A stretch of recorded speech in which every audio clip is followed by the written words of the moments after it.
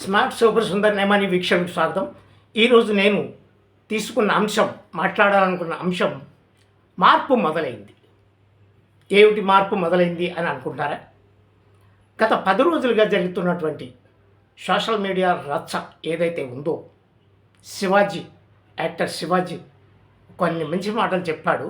కానీ అందులో 2 పరుష పదాలు దొర్లే, తప్పుడు పదాలు దొర్లే మాట వాస్తవం. అతను సభాముఖంగా అప్పటికప్పుడు చెప్పుకున్నాడు, తర్వాత వీడియో చేసి చెప్పుకున్నాడు. ఈవెన్ మహిళా కమిషన్ ముందుకి కూడా వెళ్ళి దాని వివరణ ఇవ్వడం జరిగింది. కానీ ఇంకా అనసూయ నుంచి మాత్రం సరి అయినటువంటి ఆప్షేయాలనేటువంటిది లేకుండా ఏవేవో పెడుతూ, ఎప్పుడో మాల్దీవులు వెళ్ళినటువంటి బికినీ వీడియోలు అవి మళ్ళీ రీపోస్ట్ చేస్తూ ఇంకా ట్రోలింగ్కి గురవుతోంది. ఎందుకు? అతను ఆపేశాడు ఇష్యూని. ప్రజలు మీరు ప్రజల్లో ఇంకా నోడల్లో నానాలన్నా, లేక ప్రజలు మిమ్మల్ని బాగా గుర్తుపెట్టుకోవాలన్నా, లేదా ప్రొడ్యూసర్ నుంచి అవకాశాలు రావాలన్నా, ఏ కారణం చేత ఎందుకు మార్పు మొదలైంది అంటున్నారేమో. మన రీసెంట్గా ఒక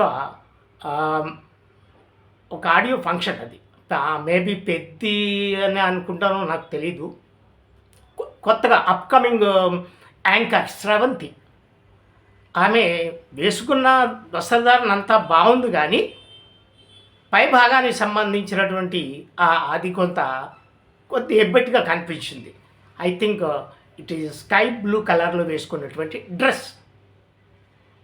అదే స్రవంతి నిన్న ఒక ఏదో వీడియో లాంచ్కి వచ్చి తను మంచి వస్త్రధారణలో ఉండి, అలాగే ఆ హీరోయిన్కి వస్త్రధారణ సరిచేస్తోంది. పైన వేసుకున్నటువంటి చున్నీని మెడ చుట్టూ కప్పుతోంది. ఇది మార్పు అంటే. సరిగా ఆ రోజుని యాక్టర్ స్రవంతి వేసుకునేది బాగానే ఉందండి, కానీ పై భాగంలో కొంత ఎబ్బెట్టుగా కనపడుతుంటే అది మేబీ ఆ రోజుని ఎవరు ఒక అతను అన్న ఏంటది,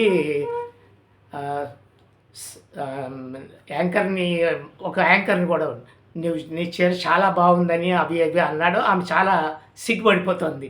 అతను ఒక ప్రొడ్యూసరు, డైరెక్టరు అన్నమాట. మీరు అయితే ఇంకొకటి అండి, ఇక్కడ కొద్దిమంది ఇప్పుడు షూటింగ్లో సినిమాకి ఆ వస్త్రధారణ ఎలాంటిది వస్తే అలాంటివి చేయడం వేరు,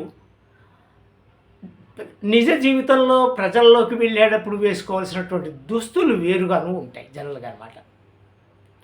అలా ఉంటే ఏ విధమైనటువంటి ఇబ్బంది ఉండదు. తర్వాత మీరు చూస్తూనే ఉంటారు, 30 సంవత్సరాల సుదీర్ఘ యాంకరింగ్ ప్రచారంలో ఉంటూ సుమా కనకాల ఎంత బాగా తయారై వస్తుంది.